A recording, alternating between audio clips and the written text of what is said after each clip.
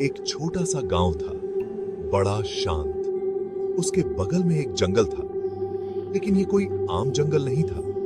ये था भूतिया जंगल। गांव वाले कहानियां सुनाते थे, रात में फुसफुसाहटों की कहानियां, भूतिया सायों की कहानियां, उन लोगों की कहानियां जो अंदर तो गए लेकिन कभी वापस नहीं आए। ज्यादातर लोग बहुत डरते थे। वो उस जंगल से दूर ही रहते थे, रात को अपने दरवाजे बंद कर लेते थे, पेड़ों से हवा के गुजरने की आवाजें सुनते थे। वो चीखों जैसी लगती थी, दर्द जैसी लगती थी। ऐसा लगता था जैसे जंगल खुद जिंदा हो। ऐसा की भी थी, लेकिन हर कोई डरता नहीं था। 4 दोस्त थे।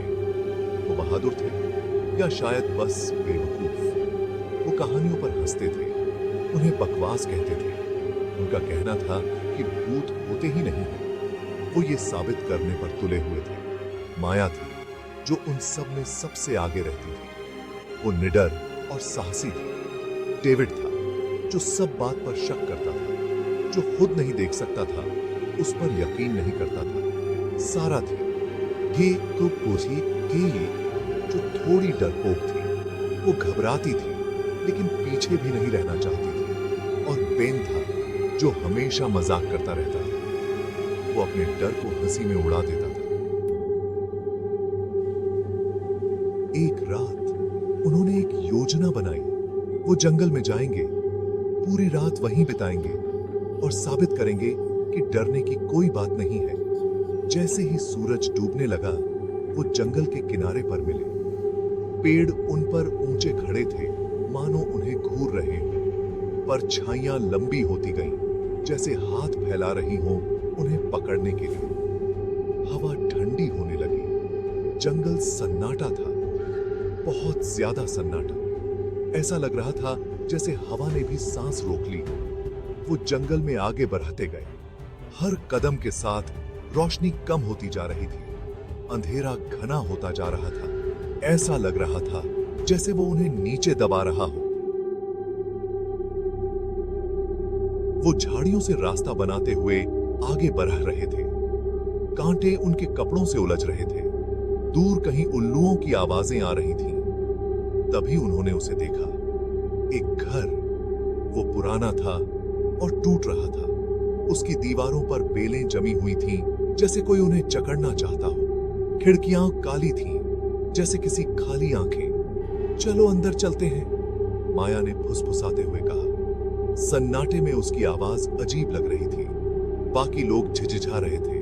उन्हें यहां किसी की मौजूदगी का एहसास हो रहा था, कुछ ठंडा और उन्हें घूरता हुआ। लेकिन माया तब तक किर्र किर्र करती हुई दरवाजा खोलकर अंदर जा चुकी थी। अंदर का माहौल अंधेरा और धूल भरा था। हर कोने में मकड़ी के जाले लगे थे। हवा में सड़न की बदबू थी। वो धीरे धीरे कमरों में घूमते रहे। हर कमरा खाली और सुनसान था। वो एक लंबे संकरे गलियारे में पहुंचे। आखिर में एक दरवाजा था। कोई है? माया ने आवाज दी। उसकी आवाज खालीपन में गूंज उठी। अचानक गलियारे के आखिर में जो दरवाजा था, वो अपने आप खुल गया। एक ठंडी हवा का झोंका आया और उनके चारों ओर घूमने लगा। और फिर बेन गायब हो गया।